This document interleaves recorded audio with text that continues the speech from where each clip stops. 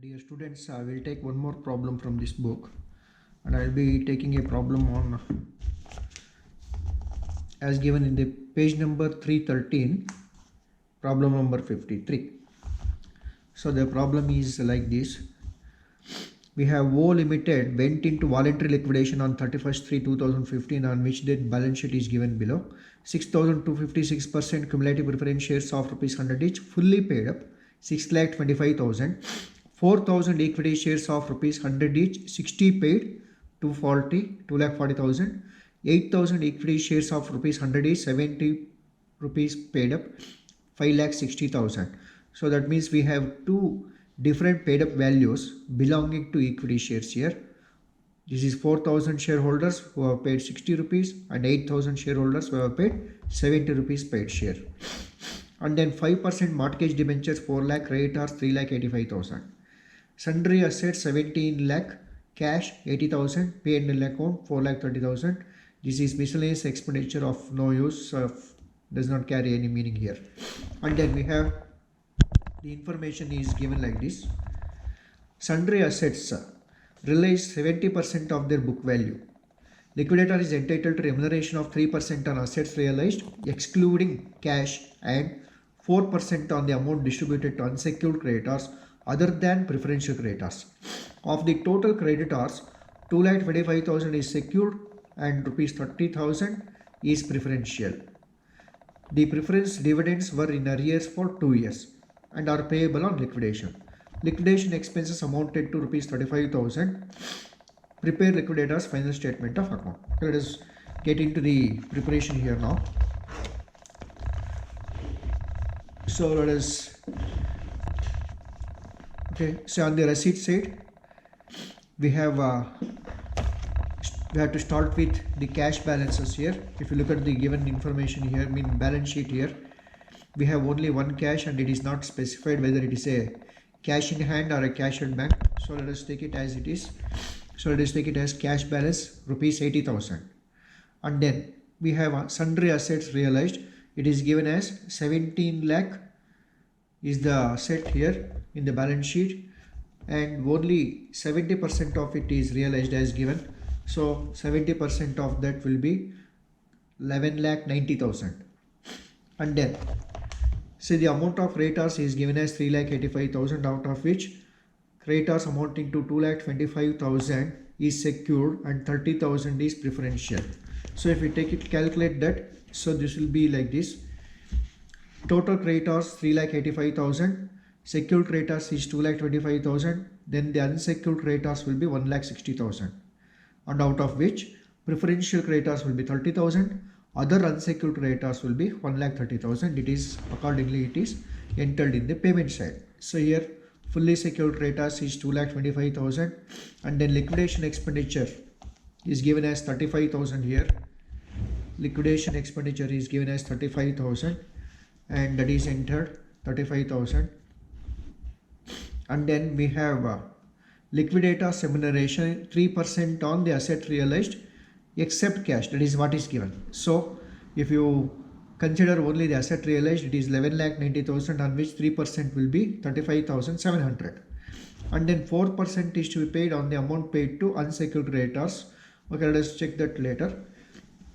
And now the next payment to be made is, so leaving this amount, so the other payment is debentures. So the amount of debentures is given as 5% mortgage debentures is 4 lakh rupees. So if you take 4 lakh rupees here, so you have entered this, so you'll enter it first, and then expenditure here, and then 35,700 can be calculated.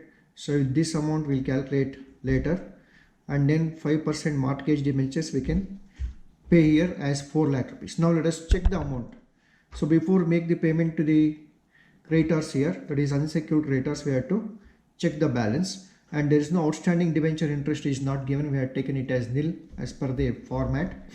And then now the total receipt is 12,70,000. So this is 80,000 cash and 11,90,000 asset realized. The total amount of total receipts will be 12,70,000, out of which if you calculate the payments up to debentures, only up to debentures, leaving this 4% on 1,30,000. Don't take it now.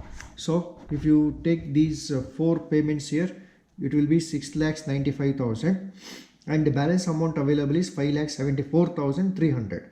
And we already know that the total amount of unsecured creditors is 1,60,000. So definitely out of this available 5,74,300, we can definitely make the payment of 1,60,000. So immediately we can deduct 1,60,000 here. So the balance amount comes to 4,14,300. So we can take 1,60,000 and it should be split as given. 30,000 is preferential creditors and the remaining 1,30,000 is the other unsecured creditors here. So now, as we make the payment of unsecured creditors, the commission payable to them is to be calculated. Now we can come back. 4% is to be calculated on 1,30,000, as it is given that only we have to calculate it only on the unsecured creditors except the preferential creditors. That is, preferential creditors are not taken for the calculation of commission here. So it is only on 1,30,000 at the rate of 4% comes to 5,200. So this is the payment we have made up to this level now. So these are the payments made here. Now coming to the other payments, say up to one unsecured creditors, if you pay 1,60,000 here, so the remaining is 414,300, out of which again we will make a payment of 4% on 1,30,000, that is commission. So it comes to 5,200 rupees. So the remaining balance is 4,09,100. Now the other payment to be made is, we have made the payment up to the preferential creditors here, the other unsecured creditors here. So that is 1,30,000.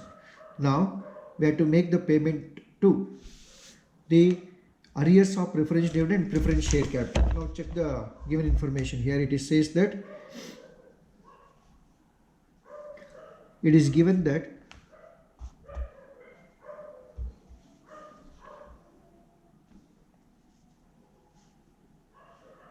the preference dividends are in arrears for 2 years. This is here.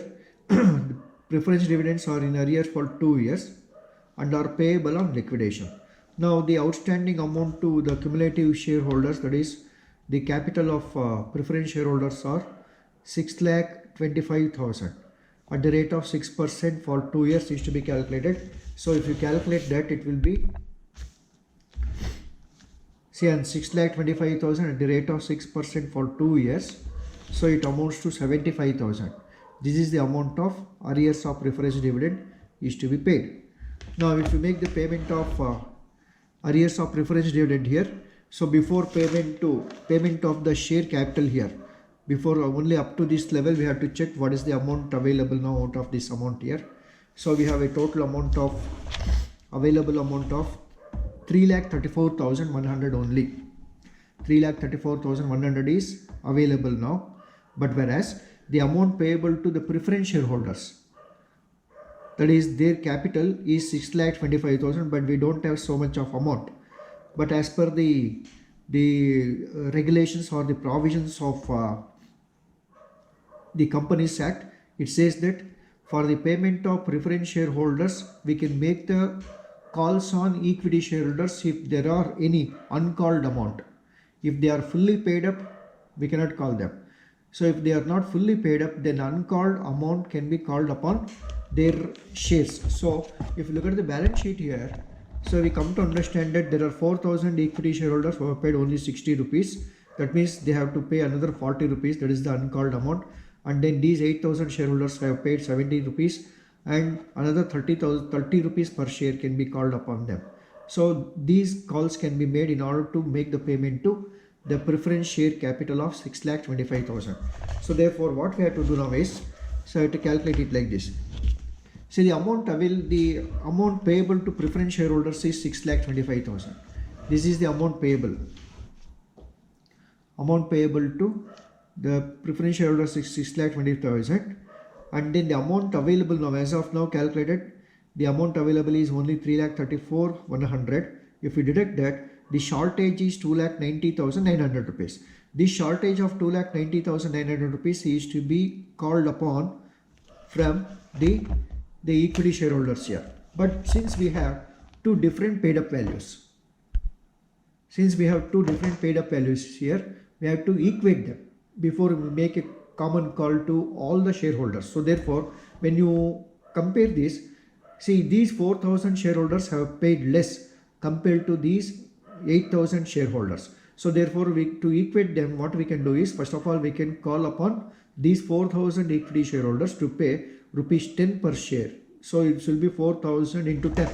So we'll make a call like this. So if you make a call like that, so it will be call on, this is a receipt now for us. This is the shortage and this will be the receipt now.